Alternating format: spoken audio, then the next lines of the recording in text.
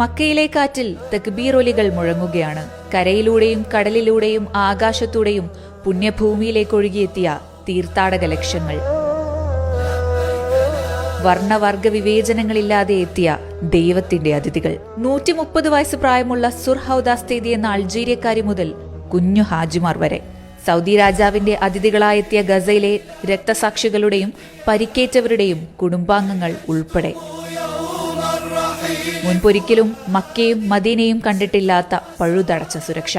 പൊള്ളുന്ന വെയിലിൽ തണലാകാൻ വോളണ്ടിയർമാരുടെ കരുതൽ. ഏതടിയന്തര സാഹചര്യങ്ങളും മനുഷ്യസാധ്യമായ എല്ലാ സജ്ജീകരണങ്ങളോടെയും നേരിടാൻ തങ്ങൾ തയ്യാറാണെന്ന് സിവിൽ ഡിഫൻസും സൗദി ആഭ്യന്തര മന്ത്രാലയവും അറിയിച്ചു കഴിഞ്ഞു. വിവിധ ഭാഷകൾ കൈകാര്യം ചെയ്യുന്ന ഉദ്യോഗസ്ഥർ മുതൽ ഏറ്റവും പുതിയ സാങ്കേതിക വിദ്യകൾ കൊണ്ടും സൗദി സജ്ജം തന്നെ.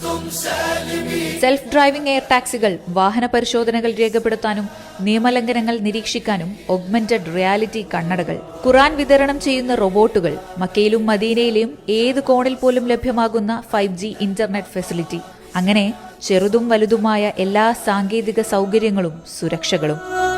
മിനാത്താഴ്വാരം വെള്ളപ്പുഴയായി ഒന്നായി ഒഴുകുന്നതു മുതൽ പാപമോചനത്തിൽ പുതുജന്മം തേടുകയാണ് വിശ്വാസികൾ.